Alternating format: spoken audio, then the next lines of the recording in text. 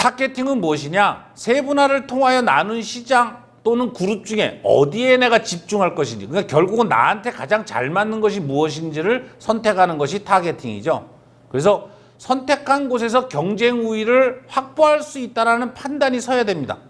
그 다음에 시장 또는 그룹에 대한 평가에 의해서 선택하고 그곳에 적절하게 경쟁 우위를 개발할 수 있는 그러한 곳을 선택해야 되는 것이죠. 그래서 세분 시장에 대해서 타겟팅에 대한 평가 요인을 보면 세분 시장은 어떻게 되어 있는지, 거기에서의 경쟁 요인은 무엇인지, 과연 우리 제품의 적합성은 어떻게 되는지를 보고 타겟팅을 정하는 것입니다.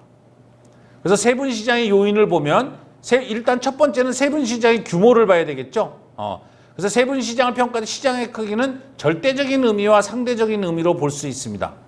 일반적으로 시장 규모가 크다라고 하면 기업이 이윤 확대에 용이할 수는 있지만 규모가 큰 시장은 기업의 수익을 보장해주지 않을 수도 있는 것이죠. 워낙 경쟁이 크다 보니까.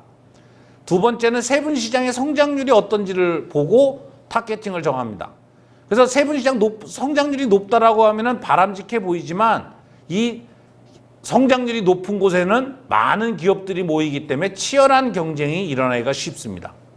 세 번째로는 이 제품의 수명주기가 얼마나 짧으냐 기냐를 보는 것이죠. 제품 수명주기가 시장 성장률하고는 매우 밀접한 관계를 갖고 있기 때문이에요. 그래서 세분 시장 요인에서는 이 세 가지 분야를 보고 과연 이 시장이 나에게 맞는지를 확인해 보는 것입니다.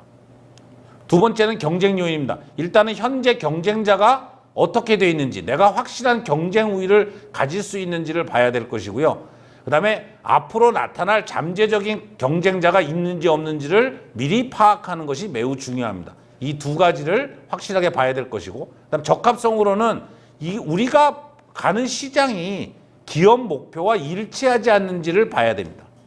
그다음에 두 번째로는 우리가 확실하게 자원이 있는지, 제품 개발 능력이라든지 내가 이 시장에 들어갈 수 있는 적합성이 있는지를 보는 거죠. 유통 경로 접근, 판매원의 확보 능력, 광고 능력, 자사의 자원을 효율적으로 공략할 수 있는 시장이어야지만 나한테 적합한 시장이 될 수 있을 것입니다. 그 다음에 기존의 시장과 마케팅 믹스의 조화. 그러니까 기업은 기존에 참여하고 있는 시장에서의 쓰고 있는 것과 지금 새로 들어가는 시장의 조화가 잘 이루어지는지를 봐야 하는 것이죠. 그래서 과연 우리 기업이, 우리 제품이 이 시장과 적합성이 있는지를 확인할 수 있습니다. 그래서 이 표를 보시면 첫 번째는 세분 시장 평가로 해서 세분 시장에 대해서 규모와 성장률과 제품 수기를 갖다가 확인을 하고 분석을 하고, 두 번째는 경쟁 요인으로 현재 경쟁자와의 경쟁, 그 다음에 잠재적 경쟁자의 존재 여부, 이것들을 파악을 하고, 적합성으로는 기업 목표와 일치하는지, 회사 자원 활용도와 제대로 되는지, 기존의 시장과 조화가 있는지, 이러한 것들을 만들어서 이 분석을 통하여 세분 시장의 타겟팅을 정한다고 볼 수 있겠습니다. 그럼 타겟 전략으로는 첫 번째는 차별화 전략이 있습니다. 이 경우에는 굉장히 작은 시장, 각 세분 시장별로 마케팅을 갖다가 수립을 해서 차별화해 나가는 건데, 이런 경우에는 집중하지 못해서 효율성이 떨어질 수도, 집중적이지 못해서 효율성이 떨어질 가능성도 있습니다.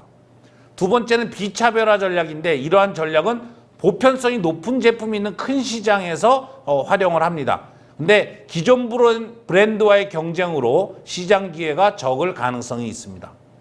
그 다음에 집중화 전략은 특정 세부 시장 마케팅에 집중하는 것인데, 한정적인 자원으로 특정 시장에서 우위를 차지할 수 있는 기회가 크지만 고객의 니즈가 변화하면은 그것으로서 전략이 실패할 가능성이 큽니다. 그래서 이러한 변수들, 이러한 각각의 전략마다 각각의 위험 요소를 잘 파악을 하고 타겟 전략을 세워야 할 것입니다. 예를 들면 에이스 침대가 1990년대 초반에 종합 가구 업체들이 가구 시장의 불황으로 인해서 침대 시장으로 들어오게 됨으로써 이 시장에서 시장 점유율이 하락을 하게 된 것입니다. 그래서 이것을 극복하기 위해서 시장 세분화 전략을 수립하게 되었습니다. 그래서 먼저 침대 시장의 고객들이 추구하는 편익을 기준으로 시장을 세분화해 보면, 세분화 시장 첫 번째는 정통성과 다양성을 찾는 고객들, 두 번째는 기능성과 가격을 갖다가 추구하는 고객들. 세 번째는 조화성, 이러한 정통성, 다양성, 기술성, 가격을 조화성을 찾는, 이렇게 시장을 세 개로 구분을 해보고 이러한 시장에 대해서 인구 통계적 특성과 주요 구매 트렌드를 파악해 본 결과 35세 이상의 주부가 시장 타겟 1에 해당되는데, 그런 경우에는 주로 경쟁사가 에이스 및 기타 전문 업체입니다.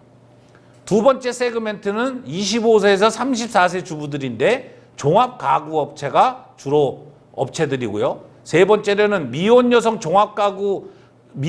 찾는 업체들은 종합 가구 업체와 근소 가구 업체들에 대한 구매를 주로 하고 있다고 봤습니다.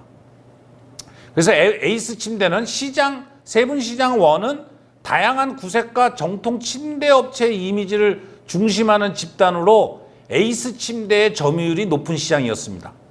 두 번째 세분 시장 2는 침대 기능을 보는 것이죠. 그래서 가격은 크게 중요하진 않았습니다. 그래서 상대적으로 고가인 에이스 침대는 종합 가구 업체에 비해서는 열세에 있었습니다.